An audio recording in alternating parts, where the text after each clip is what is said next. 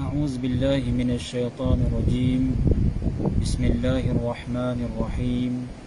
الحمد لله رب العالمين الرحمن الرحيم مالك يوم الدين إياك نعبد وإياك نستعين اهدنا الصراط المستقيم صراط الذين أنعمت عليهم غير المغضوب عليهم ولا الضالين آمين.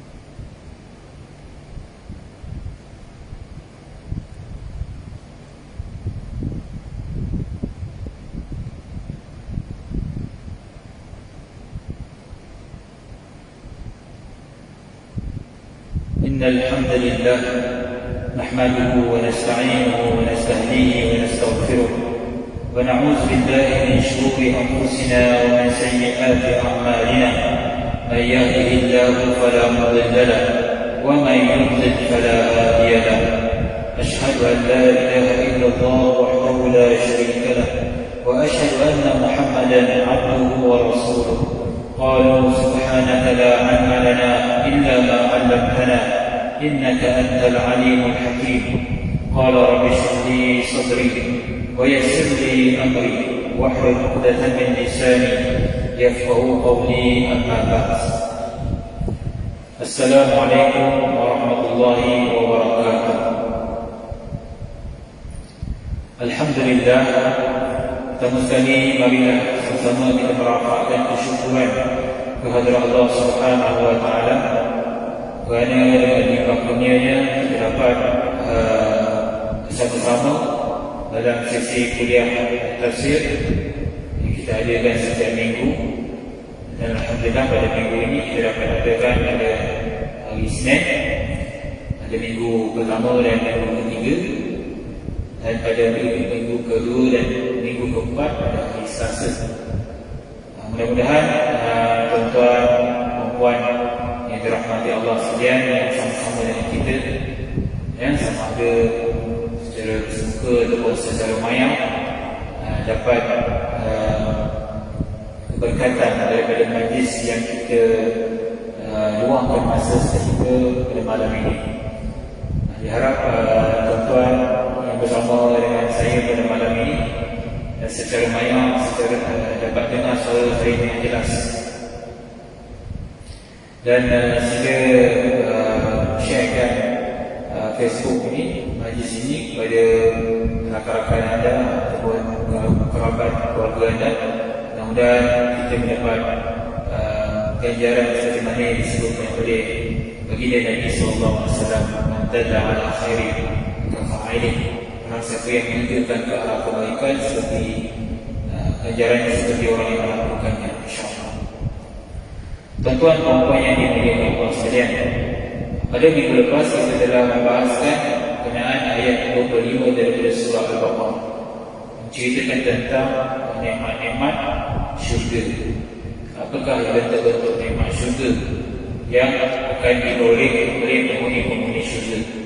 Mudah-mudahan Allah SWT mewarisi syurga Firdaus kita. Juga kita dah kongsikan beberapa kategori ahli syurga. Ada yang mendapat kenikmatan setinggi-tinggi nikmat sehingga dimasukkan di dalam syurga Firdaus Ta'ala bersama dengan para Nabi, para siddiqin, orang mati syahid dan para salihin. Dan ada juga mendapat syurga pertengahan, dan ada juga kita kongsikan kisah pada minggu lepas berkenaan dengan golongan yang mendapat syurga yang paling rendah kedudukannya, nikmat yang paling rendah kedudukannya dalam syurga.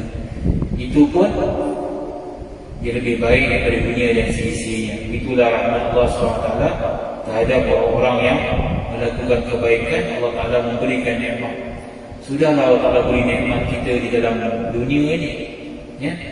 Diperintahkan untuk kita melakukan ibadat, diberikan kita nikmat. Dan kadang-kadang diberikan kita ujian dan penderitaan. Dan ujian-ujian, kesakitan, penderitaan itu kita tidak melaluinya sepanjang masa, ya? Kita menerima ujian itu kadang-kala dalam kehidupan kita. Manakala yang baki dalam kehidupan kita ini adalah penuh dengan nikmat. Sebab itu Allah Ta'ala sebut, wa in ta'uddu ni'matallahi la tuhsuha. Kalau kamu nak mengira nikmat yang Allah Ta'ala berikan kepada kamu, nescaya kamu tidak mampu untuk menghitungnya. Demikianlah rahmat Allah Ta'ala, ya, Allah Ta'ala berikan kepada kita semua. InsyaAllah pada malam ini kita akan lanjutkan pada ayat ke-26 daripada surah Al-Baqarah ini. Setelah Allah Ta'ala meminta kepada baginda Nabi SAW memberi kabar gembira kepada orang-orang yang beriman dan beramal soleh tentang ajaran syurga yang akan dinikmati oleh mereka, Allah Subhanahu Wa Ta'ala menjawab berkenaan dengan tuduhan-tuduhan golongan kafirin, golongan munafikin dan golongan musyrikin yang mengatakan bahawasanya mereka menuduh berkenaan dengan risalah yang dibawa oleh baginda Nabi SAW ini bukanlah risalah yang sebenar, kerana dikatakan Al-Quran ini menceritakan perkara yang remeh, perumpamaan yang remeh. Allah menyebutkan tentang laba-laba, Allah menyebutkan tentang semut, Allah Ta'ala menyebutkan tentang nyamuk. Jadi mereka telah mengeluarkan satu syubhat, satu tuduhan, menyatakan bahawasanya takkanlah Allah Ta'ala sebut benda-benda yang remeh begini, takkanlah ini kalam Tuhan. Jadi kita akan baca ayat yang ke-26 daripada surah Al-Baqarah, dan dia saling berkaitan dengan ayat yang ke-27 daripada surah Al-Baqarah. 26 Allah Ta'ala sebut tentang situasi orang beriman dan orang-orang kafirin, dan 27 Allah Ta'ala sebut tentang kenapa orang-orang kafir itu menjadi fasik. A'udzu billahi minasyaitonir rajim. Inna Allah la yastahi an yadriba mathalan ma ba'udatan fama fawqaha فأما الذين آمنوا فيعلمون أنه الحق من ربهم وأما الذين كفروا فيقولون ماذا أراد الله بهذا مثلا يضل به كثيرا ويهدي به كثيرا وما يضل به إلا الفاسقين الذين ينقضون عهد الله من بعد ميثاقه ويقطعون ما أمر الله به أن يوصل ويفسدون في الأرض أولئك هم الخاسرون. صدق الله العظيم. Maksudnya,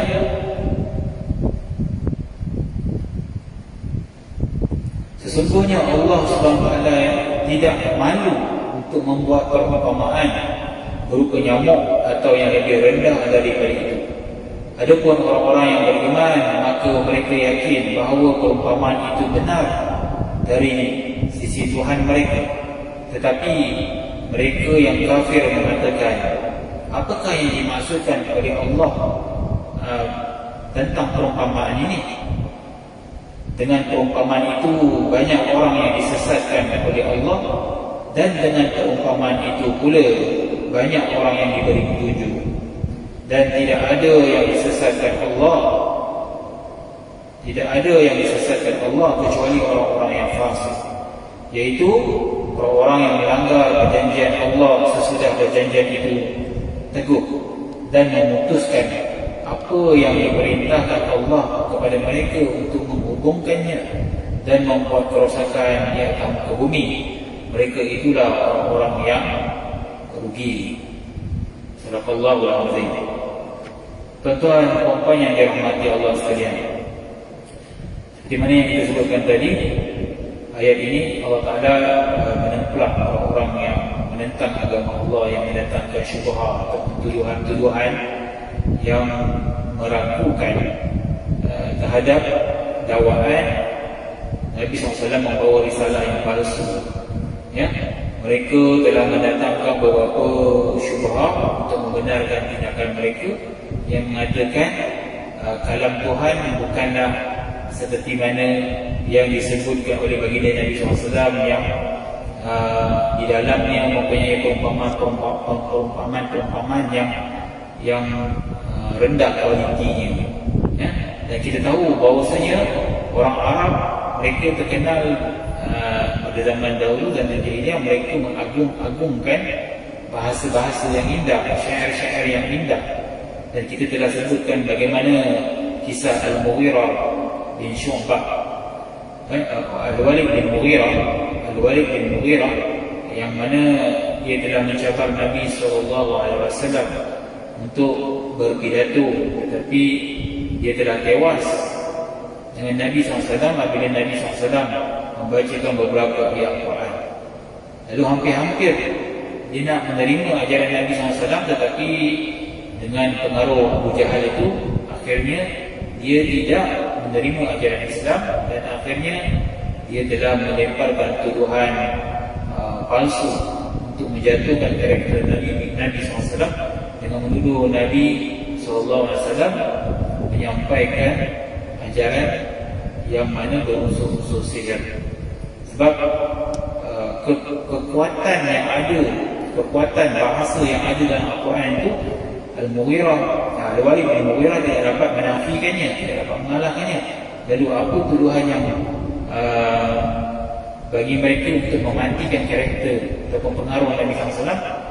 Mereka telah menuduh Nabi SAW menyampaikan ilmu sihir.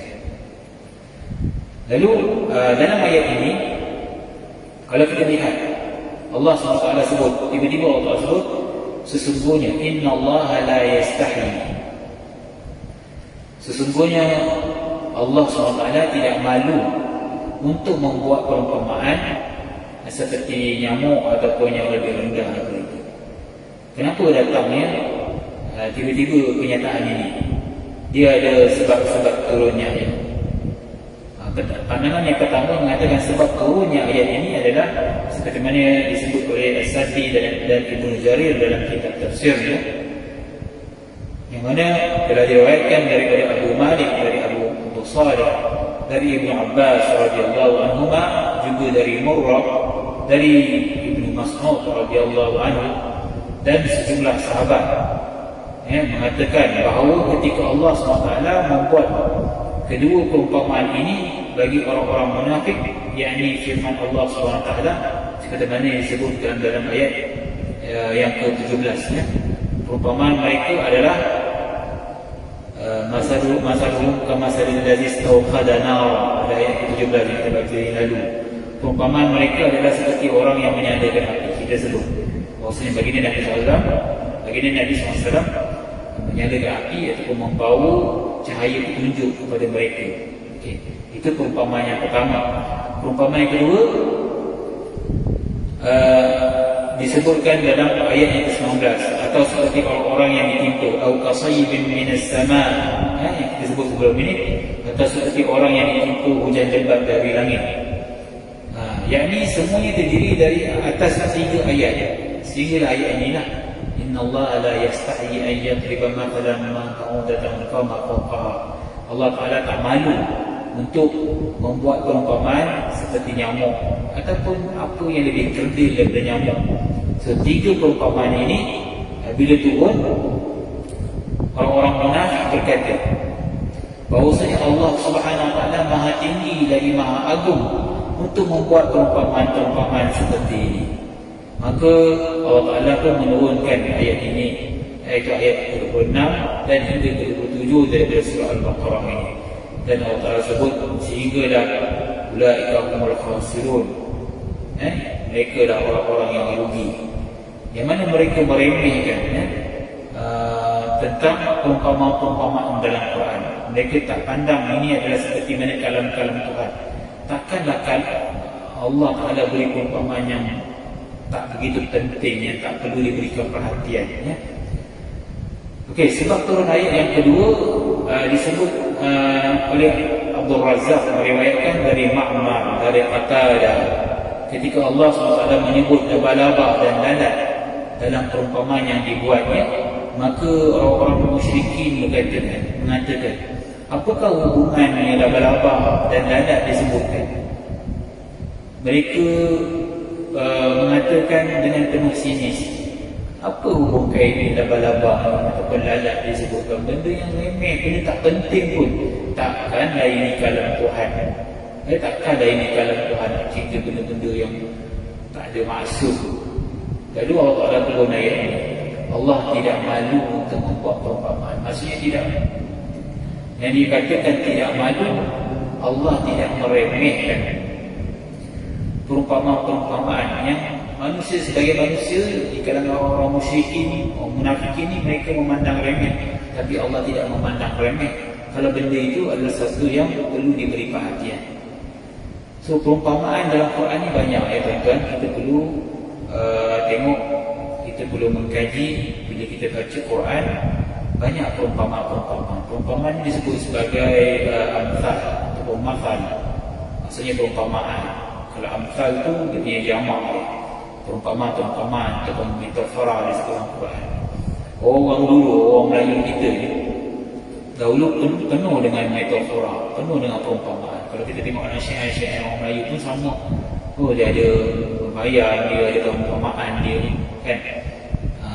Dan sebenarnya perumpamaan ni dia mencantikkan bahasa kita, kualiti bahasa kita jadi indah ya. Sebab itu orang dulu suka kiasan. Kalau nak masuk seminar, anak orang pun ada kiasan-kiasan ni, ada pantun-pantun yang lebih orang Melaka kan. Itu menunjukkan kesenian, keindahan bahasa itu sendiri. Tambah-tambah lagi orang Arab, mereka lagi kaya dengan ilmu apa tu, yang dipanggil sebagai ilmu tasydih, iaitu ilmu perumpamaan ataupun kiasan. Mereka lebih kaya sebab itu Allah Ta'ala menggunakan perumpamaan ni sebenarnya untuk melemahkan mereka sebagai satu mukjizat. Utama sekali tuan-tuan boleh tengok ayat-ayat yang diturunkan di Mekah di hujungnya tu dia punya rima, dia kata rima, hujung semua sama saja kan, dan banyak perumpamaan. Yang bila orang Arab dengar ni dia jadi kagum. Dia kata Muhammad ni dia tak sekolah, tak ada apa, dia ni tak pandai membaca, tak pandai menulis, tapi bagaimana Muhammad ni boleh mengeluarkan kata-kata yang begitu indah. Ini nak menunjukkan bahawa Nabi SAW mendapat wahyu. Nabi SAW ni dia tidak menulis sendiri dengan dengan tangan dia, melainkan dengan orang-orang ahli kitab. Mereka sanggup memadamkan sebahagian daripada kitab-kitab mereka dan mereka menulis dengan tangan-tangan mereka. Allah kata kebinasaan nak kata mereka. Mereka cerdik, pandai, tapi mereka cuba untuk mengubah apa yang tak kena dengan nafsu mereka, mereka ubah. Tapi subhanallah, Allah Ta'ala memang beri wahyu kepada seorang yang butuh huruf, tidak pandai menulis, tidak pandai membaca ni. Itulah antara hikmahnya. Jadi kalau orang musuh Allah tidak boleh menuduh Nabi SAW ni menulis Al-Quran. Sebab itu tidak ada tuduhan ini pada peringkat awal Islam ni. Sebab mereka tidak akan mengeluarkan tuduhan yang nampak macam palsu. Sebab kalau mereka, Abu Jahal ni, dia tuduh Nabi Muhammad tu tulis Quran, orang akan kata Abu Jahal pembohong. Sebab apa? Nabi Muhammad memang tak pandai menulis dan tidak pandai membaca. Dan ini diketahui oleh orang Arab. Lalu bagaimana mereka nak keluarkan tuduhan apa? Mereka tuduhlah Nabi Muhammad ini mempelajari ilmu sihir. So dia sihir ni nampak macam logik sikit kata, kalau orang Arab percaya sikit. Sedangkan mereka telah berdusta setelah mereka melihat kebenaran yang dibawa oleh baginda Nabi SAW. Nah, Allah Ta'ala sebenarnya suruh kita mempelajari Quran dan mempelajari tamthilan ataupun perumpamaan dalam Quran untuk kita tadabbur, menghayatannya. Seperti mana disebut dalam surah Al-Ankabut ayat 43, pada a'udzubillahi minasyaitonir rajim, wa tilkal amsalu nadribuha lin-nas wa ma ya'qibuha illa al-'alimun. Dan perumpamaan-perumpamaan ini kami buat untuk manusia dan tidak ada yang akan memahaminya kecuali mereka yang berilmu. Ini yang Allah bagi sini. Kalau kita tidak mendakwa kita orang yang berilmu, Allah kata kamu kena memahami tamthilan-tamthilan dalam Quran. Sebab Allah kata perumpamaan-perumpamaan ini kami sediakan untuk manusia, untuk manusia faham. Maksudnya Quran ni untuk kita faham, kata. Al-Quran ni bukan kita nak kejar fadilat, dapat baca Quran, dapat pahala saja. Memang kita baca Quran kalau tak dapat kalau kita tak faham pun kita dapat pahala, Allah beri juga. Tapi kenapa Allah Ta'ala ataupun Nabi SAW sendiri suruh kita banyak baca Quran? Takkanlah sekadar kita dapat pahala saja. Dan tentulah ada sesuatu kandungan yang dinakkan kita pegang dan jadikan panduan hidup. Itu untuk kita faham, supaya kita jangan jadikan katakan faham Quran ni susah. Sebab kita dikurniakan amanah umur ni cukup lama, cukup panjang. 20 tahun kita hidup, 30 tahun kita hidup, 40 tahun kita hidup. Maka berapa banyak ayat-ayat Quran yang kita telah faham, berapa banyak perumpamaan Quran yang kita telah faham. Kalau bahasa-bahasa lain kita boleh memahaminya, kita boleh berusaha untuk memahaminya. Bahasa-bahasa yang lain, bahasa Inggeris ke, ada yang faham bahasa Perancis ke, sanggup kita belajar jauh-jauh untuk kita faham. Tapi bahasa untuk kita berhubung dengan Allah, interaksinya dengan bahasa Arab, hanya sedikit saja yang memahaminya. Sebab apa? Kita mungkin tidak memandang pentingnya bahasa Arab. Sebab pada Al-Amsal Al-Quran ni diguna bahasa Arab, dan kita kena memahami sedikit bahasa Arab. Betul dah sebagaimana yang disebut oleh Allah Subhanahu wa taala, ya'lamuna zahiran min al-hayati dunya wa hum 'anil akhirati hum ghafilun. Mereka mengetahui ilmu selok-belok tentang ilmu keduniaan, yang mana mereka kaget tentang hal-hal dunia, mereka sanggup mempelajarinya sehingga alim. Tapi apabila ilmu yang membawa keselamatan kepada mereka pada hari akhirat, mereka jadi ghafilun, mereka jadi leka dan lalai. Sedangkan yang kekal adalah di sana, bukan di sini. Ya, dunia juga Allah Ta'ala sediakan untuk kita. Kita boleh berusaha untuk dapatkan dunia, tapi Allah juga suruh kita lebih bersedia untuk mendapatkan akhirat. Wal akhiratu khairun wa abqa. Akhirat itu lebih baik dan lebih kekal. Dengan kekalnya itu tidak ada penghujungnya. Kalau orang yang masuk ke dalam syurga, khalidina fiha, kekal abadi di dalamnya. Sehingga sebagai ulama salaf, bila baca ayat ini, mereka mengatakan, jika aku mendengar perumpamaan di dalam Al-Quran lalu aku tidak memahaminya, maka aku akan menangisi diriku. Subhanallah, para alim ulama salaf, kalau dia baca perumpamaan Al-Quran tak faham, maka mereka akan sedih dan menangisi diri. Sebab Allah Ta'ala kata apa? Wa ma yaqiluha illa al-alim. Tak ada yang boleh memahami perumpamaan dalam Al-Quran ini melainkan orang yang ada ilmu saja. Jadi malu kalau kita dakwa kita ni orang berilmu tapi tak faham Al-Quran. Malu orang panggil kita sebagai doktor, profesor. Malu orang panggil kita yang panggilan terhormat, orang yang ada ilmu, tanda-tanda orang berilmu, tapi kita tak faham pun tamsilan dalam Quran. So, kerana apa? Kerana kita leka dan mungkin kita lalai daripada mempelajari Quran ataupun majlis-majlis seperti ini. Seterusnya tuan-tuan dan puan yang dirahmati Allah, kita dah sebut tadi, Inna Allah la yastahi, maksudnya Allah Ta'ala tidak memandang remeh dan tidak takut membuat perumpamaan, tidak malu untuk membuat perumpamaan. Apa yang macam ba'udah, macam nyamuk. Ba'udah ni maksudnya nyamuk betina. So jantina tu pun Allah spesifik. Persoalannya, kenapa nyamuk betina?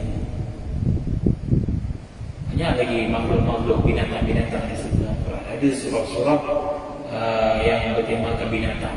Kan ada namlu seperti an-nahlu, kan ada ankabut, al-baqarah, banyak disebutkan binatang-binatang. Kenapa masalah? Kita perlu kaji benda ni. Dan Allah Ta'ala suruh tengok alam ni juga. Allah Ta'ala bukan suruh tengok kejadian yang ada pada diri kita.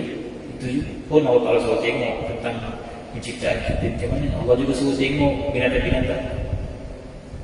Afala yanzuruna ila al-ibili kaifa khuliqat. Apakah mereka tidak melihat, memerhatikan bagaimana unta diciptakan? Itu banyak kisah unta ni.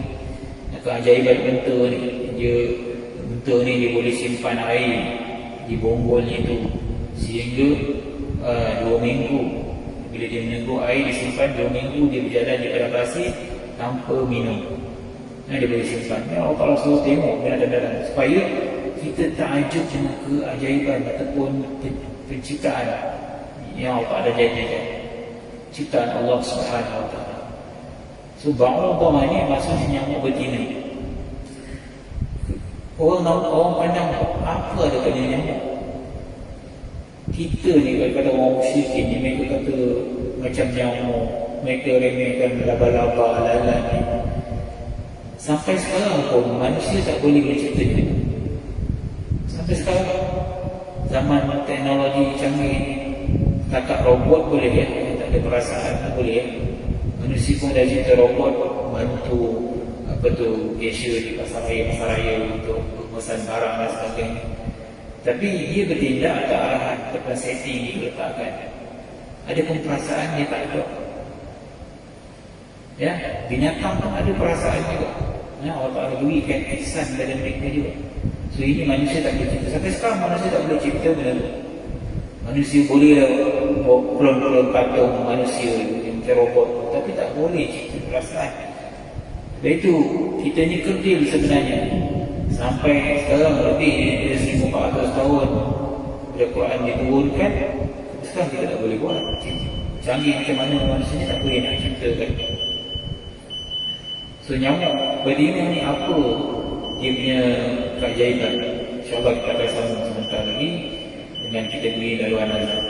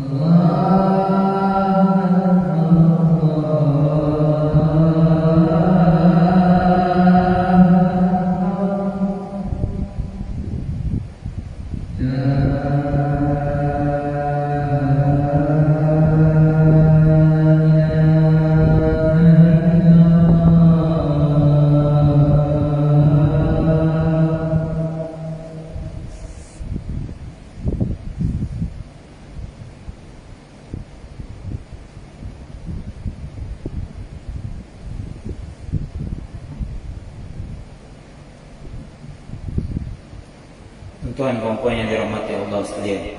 Jadi mengapa Allah Ta'ala sebut kat sini nyamuk betina? Kenapa Allah Ta'ala sebut tak sebut ba'ud, nyamuk jantan? Kenapa Allah Ta'ala menyebut nyamuk betina? Kalau kita lihat saya merujuk kepada buku Dr. Muhammad Suki Osman, Analogi Al-Qurani. Kalau tuan-tuan boleh dapat buku ni, Analogi Qurani, yang ditulis oleh Dr. Muhammad Suki Osman atau Dr. Syauqi, pensyarah Fakulti Bahasa di UPM. Tuan-tuan mungkin boleh dapatkan ayat ni, sebab buku ni sangat bermanfaat untuk kita faham seluruh analogi dalam Quran. Dia menerangkan tentang semua perumpamaan dalam Quran. Boleh dapatkan buku ni. Umpama seekor nyamuk, umpama melupakan sebagai kewajipan, umpama mengikut telunjuk Yahudi, semua perumpamaan dalam Quran, analogi dalam Quran dinyatakan dalam buku ni. Buku surat sebanyak 300 lebih buku surat, kita boleh dapatkan buku ni. Sebab Allah dah cabar kita tadi.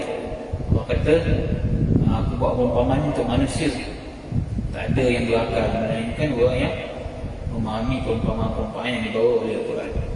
Kata penulis daripada tajuk yang pertama, iaitu umpama seekor nyamuk.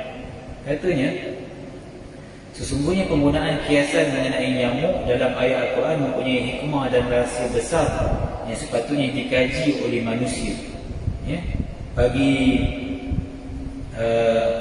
bagi memahami maksud yang tersurat dan tersirat daripada firman Allah Ta'ala tersebut. Walaupun nyamuk mempunyai tubuh dan jasad yang kecil, namun ia mempunyai hubungan yang penting dengan kesihatan manusia. Sejak dari dulu sehinggalah sekarang, nyamuk adalah serangga yang menjadi punca kepada masalah kesihatan yang utama bagi manusia dan haiwan ternakan di seluruh dunia. Berbagai penyakit yang berlaku adalah disebabkan oleh nyamuk, seperti mana Zika, penyakit denggi, malaria dan sebagainya, banyak daripada nyamuk. Walaupun makhluk itu kecil, tapi Allah Ta'ala tidak tidak meremehkan makhluk itu. Walaupun dipandang remeh oleh sebagai manusia yang mempunyai penyakit dalam hatinya, tapi Allah Ta'ala sebut, Inna Allah la yastahi ayyadriba masalan ma ba'udatan fama fawqaha.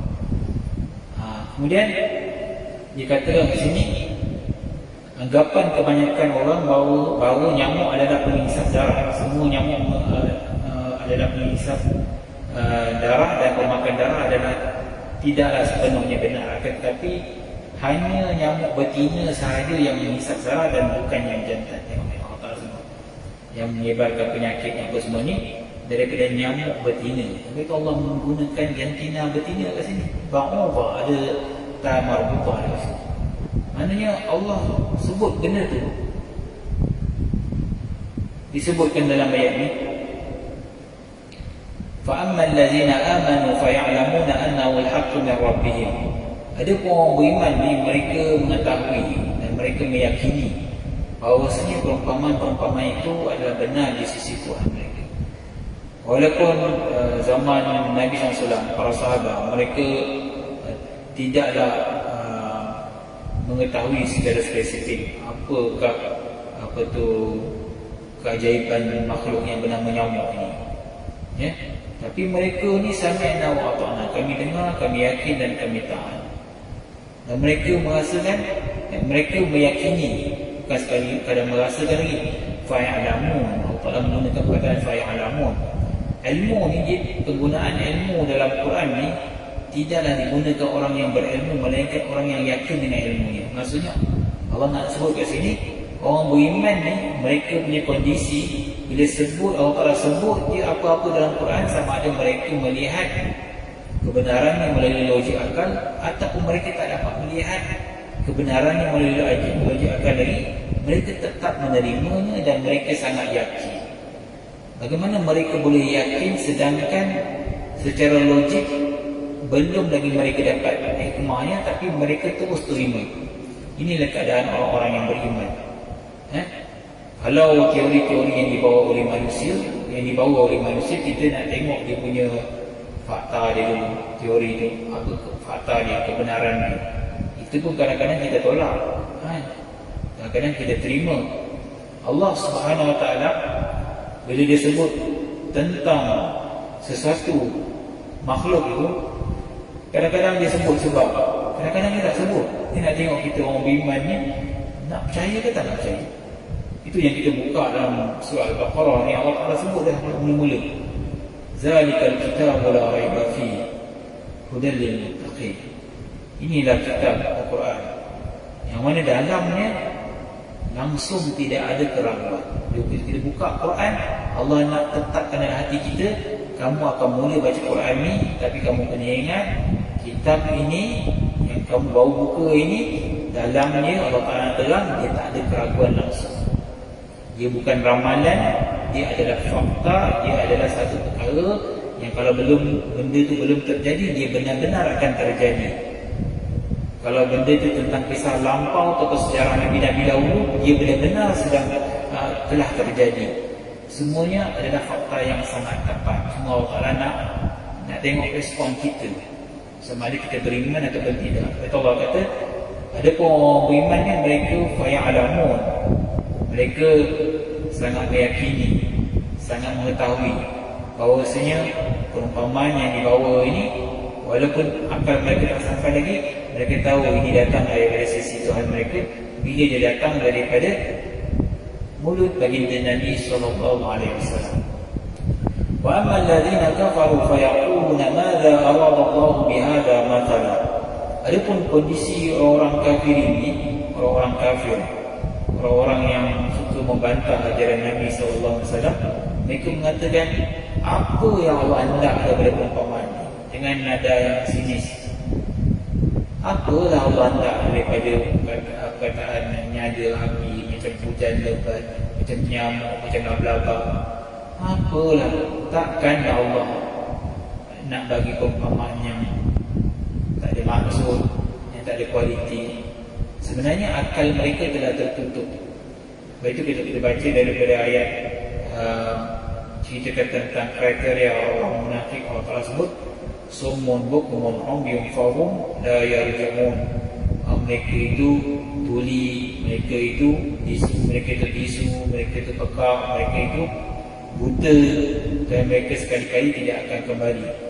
Maksud bisu, pekak, buta ni bukan secara zahirnya mereka bisu, pekak dan buta, tapi mereka bisu dari bercakap benda yang benar.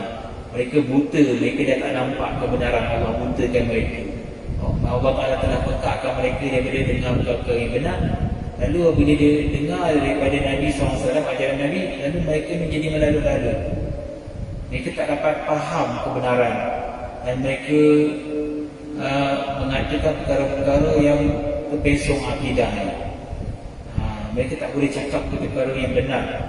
Inilah sumpahan ataupun yang Allah Ta'ala janji kepada mereka, la yarji'un, mereka tak akan kembali. Iaitu untuk orang-orang munafik, ya? Ataupun orang-orang kafirin yang telah diketahui bahawasanya dia akan tetap kafir sehingga dia meninggal dunia, seperti Abu Jahal dan Abu Lahab. Mereka berkata dengan sinis, maza aradallahu bihadza mathala. So kita jangan ketikaikan ayat Al-Quran. Kalau kita ada satu, kita punya pendirian itu kita tak tahu salah ke betul, kita rasa macam yakin, tiba-tiba ada orang beritahu pandangan kita tu salah, kita tak tahu apa bukti dia. Kita pun baca ayat Quran, dia dibaca ayat Quran, kita tengok terbukti pandangan kita salah, maka kita terus sami'na wa ata'na, kami dengar dan kami taat. Tu kena berubah pendirian kita. Jangan kita beralasan dengan menyatakan bahawasanya ini tak betul ni, ini ada tafsiran dia khusus, ini ada ni, sebab kita enggan dan kita tidak patuh apabila dibaca ayat Quran kepada kita. So jangan bersifat seperti orang-orang munafikin, orang-orang kafirin yang kita kata apa yang dikehendaki oleh Allah ni, seolah-olah mereka meremehkan, dan memang mereka meremehkan ayat Quran. Wa ma yudillu bihi illa al-fasiqin. Yang Allah Ta'ala sebut yudillu bihi kathiran wa yahdi bihi kathiran. Yudillu bihi kathiran. Dengan perumpamaan itu, ramai di kalangan mereka yang disesatkan oleh Allah. So dengan Quran juga, dengan perumpamaan Quran, orang yang tak faham ni dia akan jadi sesat. Ataupun dia tidak gunakan akal dia, tak gunakan akal dia dengan cara yang betul, untuk memahami Al-Quran dengan cara yang betul. Tafsiran para ulama, kalau tengok pada sunnah Nabi ataupun pandangan-pandangan sahabat-sahabat Nabi, dia tak rujuk, dia terus melalui logik akal dia yang mungkin salah. So mereka betul mereka baca Quran, tapi kalau mereka tak belajar dengan saluran yang betul, mereka akan mudah sesat. Tambah lagi ada niat untuk meremeh-remehkan ayat-ayat Quran. Orang-orang orientalis, ingat mereka tak kaji Quran, mereka kaji Quran, tapi mereka kaji Quran dan mereka berfikir macam mana nak mematahkan hujah-hujah Quran. So dengan kajian mereka, dengan bacaan mereka, mereka dapat kesesatan. Mereka tak dapat pahala pun daripada bacaan mereka. Mereka tidak dapat apa, bahkan Quran nak mereka. Sebab itu kita kena sensitif dengan Quran. Dan dalam satu hadis Nabi SAW sebut bahawa ada orang yang baca Quran sedangkan Quran sedang laknat, sebab dia tak sensitif dengan Quran. Seperti mana contoh yang disebut sebagai pemakan riba. Dia baca ayat tentang riba tapi dia melakukan riba. Quran sedang laknat dia dan dia membaca Quran. So Quran ni bukannya Quran ni bukan untuk dibaca sahaja. Kita perlu sensitif dengan Quran. Sebab itu ada ayat-ayat yang digariskan dalam Quran, iaitu perintah sujud. Nabi SAW sujud sebab membaca. Mana kita kena respon bila kita baca Quran, kita kena sujud. Tapi kadang-kadang orang kita ni, Melayu kita faham sujud ni pada surah Sajadah saja. So ayat-ayat lain daripada surah-surah lain dia tak sujud. Sebab kita pun tak tahu. Sepatutnya kita sujud, tak kira dalam sembahyang ke ataupun di luar sembahyang kita baca, disunatkan kita sujud untuk supaya kita respon, kita peka. Kita baca Quran, kita peka. Jangan kita tengok baca Quran ni dapat pahala, tak faham pun tak apalah, tak sampai dah kita ni menjadi orang Islam yang sempurna untuk memahami Al-Quran. Wa yahdi bihi kathir. Ramai juga orang yang mendapat hidayah daripada perumpamaan-perumpamaan itu. Mereka yang bersatu baik akan mendapat hidayah. Tapi mereka yang menggunakan akal mereka mengatasi wahyu, dia lebih laju daripada wahyu sehingga mengetepikan wahyu, petunjuk Al-Quran dan Sunnah, dan mereka akan sesat. Walaupun mereka banyak mengkaji Quran, tapi niat mereka untuk menyelewengkan Quran, dan mereka akan mendapat kesesatan. Dan Allah Ta'ala sebut, وَمَا يُضِلُّ بِهِ إِلَّا الْفَاسِقِينَ. Tidaklah mereka yang jadi sesat ni melainkan kerana mereka fasik. Apa maksud fasik? Fasik adalah orang yang banyak melakukan dosa-dosa besar. Fasaqah ni maksudnya rosak. Kalau disebutkan makhluk rosak itu disebut sebagai fawasik. Dalam hadis Nabi SAW sebut dalam hadis Bukhari dan Muslim, begini Nabi SAW sabda, khamsu khawasik yuqtanna fil hilli wal haram, al-ghurabu wal hida'atu wal aqrabu wal fa'ratu wal kalbu al-aqur. Ada 5 jenis binatang fasik yang boleh dibunuh baik di tanah halal ataupun di tanah haram, iaitu burung gagak, burung elang, ada jengking, tikus dan anjing gila. So Nabi menggunakan perkataan fawasik, binatang perosak. Jadi fasik ni orang yang rosak nalurinya, hatinya telah rosak sehingga kerap melakukan dosa-dosa besar. Allah la yahdi al-qawm al-fasiqin. Allah Ta'ala tak beri hidayah kepada orang-orang yang banyak melakukan fasikan, sehingga apabila dia meninggalkan maksiat, dia rasa gelisah. Dalam hadis Nabi sebut, dalam satu hadis Nabi sebut, dosa adalah apa yang menggelisahkan hati kamu. Tapi sebaliknya orang fasik ni tak buat dosa menggelisahkan dia. Kalau buat dosa menenangkan hatinya. So hadis yang disebut tak terpakai kepada orang fasik, sebab orang fasik telah tertutup hatinya. Bila buat dosa, dia rasa semangat dia rasa bahagia bila buat dosa. Tak ada rasa keresahan. Maka kita boleh lihat diri kita sendiri. Bila kita melakukan dosa, apakah kita rasa gelisah? Sebagian ulama mengatakan kalau kita tidak rasa gelisah, bahkan kita selesa dengan dosa kita, mengumpat, rasa selesa, seronok, rasa kalau tak mengumpat satu hari ini gelisah, maksudnya kita telah immune dan terbiasa dengan dosa itu. Dan dibimbangi kita akan mengikut jejak orang-orang fasik. Ya, orang fasik ni banyak buat, dia bukan sekali-sekali buat, dia selalu membuat dosa-dosa besar. Kita bimbang hati kita jadi begitu. Kalau dah ternoda dengan noda-noda hitam dalam hati yang telah menutup hati, maka dia akan selesa dalam dosa. Bahkan buat ibadat pula dia rasa tak tenang. Bila baca Quran rasa tak tenang, bila berdiri dalam solat lama sikit tak tenang. Itu tandanya dosa dah bergelombang, dah kata orang Melaka dah berkelada, yang menjadikan hati kita tertutup. Itu kita takut tuan-tuan, umpamanya nikmat Allah. Jadi akan menjadi orang-orang fasik. InsyaAllah pada minggu depan kita akan bahaskan ayat 27, sebab-sebab mereka menjadi fasik. Tidak sempat dikongsi pada malam ini, iaitu akan diuraikan pada ayat 27 surah Al-Baqarah ini. Sebab-sebab manusia menjadi fasik, dia ada sebab-sebabnya. Allah sendiri telah memberikan sebab-sebabnya. InsyaAllah kita akan lanjutkan lagi perkongsian kita pada minggu depan. Aku liqauli hadza wa astaghfirullah li wa lakum wa billahi taufiq wal hidayah. Wassalamualaikum warahmatullahi wabarakatuh. A'udzu billahi minasyaitonir rajim. Bismillahirrahmanirrahim. Alhamdulillahi rabbil alamin wassalatu wassalamu ala asyrafil anbiya'i wal mursalin wa ala alihi wa sahbihi ajma'in. Allahumma inna nas'aluka 'ilman nafi'an wa rizqan thayyiban wa 'amalan mutaqabbalan. Allahumma arina al-haqqa haqqan warzuqna ittiba'ah wa arina al-batila batilan warzuqna ijtinabah. ربنا آتنا في الدنيا حسنة وفي الآخرة حسنة وقنا عذاب النار. صلى الله على محمد وعلى آله وصحبه وسلم والحمد لله رب العالمين. أقول قولي هذا وأستغفر الله لي ولكم بالله التوفيق والهداية. السلام عليكم ورحمة الله وبركاته. Terima kasih semua.